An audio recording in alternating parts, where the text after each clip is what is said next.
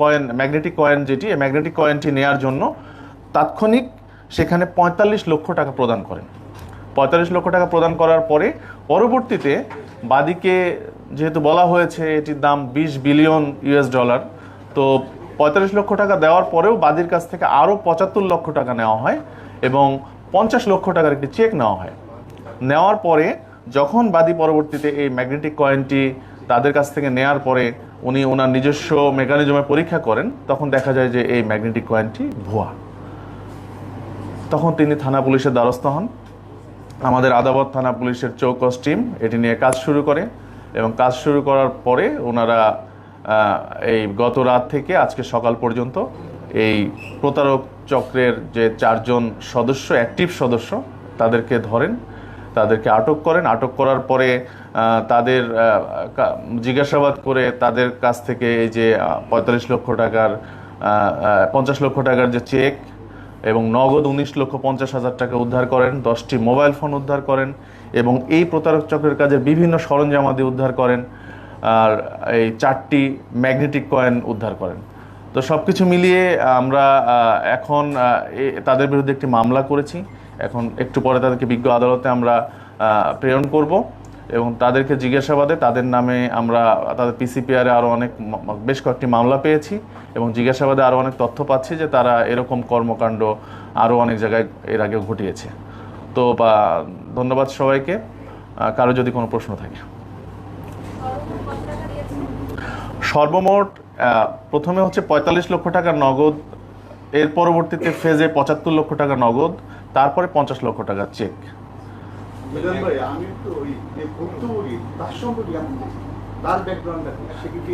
আচ্ছা আচ্ছা, ভুক্তভোগী হচ্ছে মিজানুর রহমান।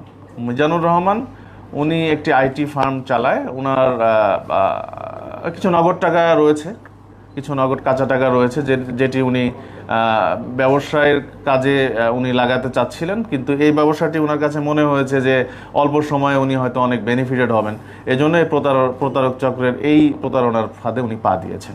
আইটি ফার্মের যে ওনার, সে তো বোকা না, সে অবশ্যই এই ম্যাগনেটিক পয়েন্টটা সম্পর্কে সে জানে কিংবা জানছে, কিংবা এটার বাজার মূল্য কিভাবে, সে আসলে কি জানে, তার ধারণা কি ছিল? আসলে আপনারা জেনে থাকবেন প্রতারক চক্রের যে এই যে সারা দেশে কিন্তু ছোটোখাটো প্রতারণার কাজ ওনারা করে থাকেন, এটা মানুষকে কিন্তু হিপনোটাইজ করে ফেলে তাৎক্ষণিক। দেখা যাচ্ছে অনেক চালাক মানুষও এটার কিন্তু প্রতারণার ফাঁদে পড়ে যায়। তো উনি তাৎক্ষণিক উনি এই হিপনোটাইজ হয়ে এই প্রতারণার ফাঁদে উনি পড়ে গিয়েছেন। ওনার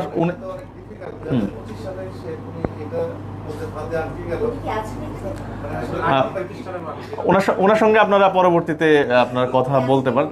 যতটুকু জিজ্ঞাসাবাদ করেছি তাতে উনি ওনাদের কথায় মানে বিশ্বাস করেই আসলে এই প্রতারণার ফাঁদে পা দিয়েছেন। উনি এখানে নাই, উনি এখানে আপাতত নাই। না, ম্যাগনেটিক কয়েন লেনদেন করা অপরাধের চেয়ে বড় কথা হলো যে এটিকে যে দাম, সে দামের চেয়ে বেশি দামের কথা বলে সেটি কম দামে বিক্রি করাটাই আসলে, এই বিক্রি করে কাউকে ভিক্টিমাইজ করাটাই হচ্ছে এখানে অপরাধ। সেটা হচ্ছে মিজানুর রহমান যিনি নিছেন, হ্যাঁ, উনি তো নেওয়ার পরে বেশি দামে কারো না কারো কাছে বিক্রি করতেন, এই টার্গেট ধরেই তো নিছেন। কার কাছে বিক্রি করতেন এই তথ্যটা কি আপনাদের কাছে আছে? না, ওখানে হচ্ছে জাপান, ইউএস এর, মানে ইউএসএ তে এই ম্যাগনেটিক কয়েনের নাকি অনেক ডিমান্ড উনি বলেছেন।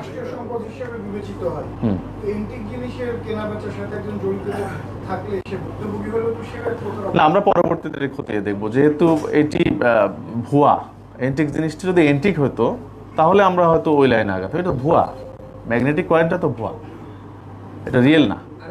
এই প্রতারক চক্র নানাভাবে তারা বিভিন্ন পন্থা নিয়ে এরকম প্রতারণা করে আসছে। এখন ম্যাগনেটিক, কিন্তু তাদের আইনের ফাঁক ফোকর দিয়ে আবার তারা বের হয়ে আবার এই প্লে নিয়ে আসে।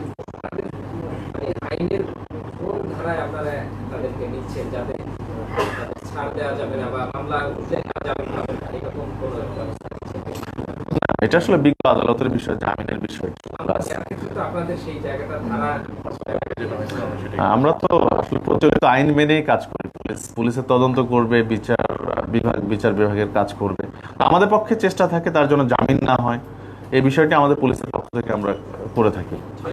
প্রতারক চক্রের যেটা নতুন নয়, আগে থেকে আমরা এখন দেখছি ওরা কোন জিনিসটাকে টার্গেট করে, টার্গেট গ্রুপ করে, পরিকল্পনা একটু বলবেন কি? এবং সাধারণ মানুষকে সচেতন করা যে তারা যাতে এই বিষয়গুলো মানে পা না দেয়, বলেন বা যাই একটু মেসেজটা আপনি দিবেন।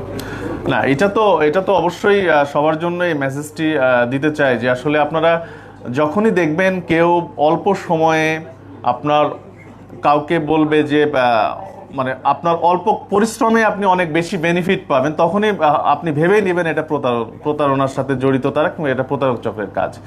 কারণ একটা যে কোনো জিনিসের একটা সিস্টেম আসতে, কিন্তু ওনারা অল্প সময়ে আপনাকে অনেক বেশি লাভের আশা দেখাবে, ঠিক আছে? তো এটিতে ফাঁদে অনেক সময় অনেকে অবচেতন মনেই অনেকে পা দিয়ে ফেলে। তো এটি যেন সাধারণ জনগণ না দেয়, এটি আমাদের পুলিশের পক্ষ থেকে সাধারণ জনগণের প্রতি আর কি এটা আহ্বান। চারজনের নাম এবং কবে কখন তাদেরকে গ্রেফতার করা হয়েছে? জি না, এখানে চারজনের নাম হচ্ছে ইফতেখার আহমেদ, আবু নাইম মোহাম্মদ ফাইজানুল হক ওরফে ডক্টর নাইম, এবং মোহাম্মদ আব্দুল হালিম তালুকদার কুরাইশি, এবং আবুল কালাম আজাদ। এদের বিরুদ্ধে কি এর আগে এমন প্রতারণার কোনো অভিযোগ আছে? হ্যাঁ, দুইজনের নামে আমরা পেয়েছি। দুইজন ধরনের প্রতারণার সাথে জড়িত এটা এর আগে যে অভিযোগ আছে আদার সেকশন মামলা আছে আর মাদক মামলা রয়েছে। ঠিক আছে। তো ধন্যবাদ, ভালো থাকবেন সবাই।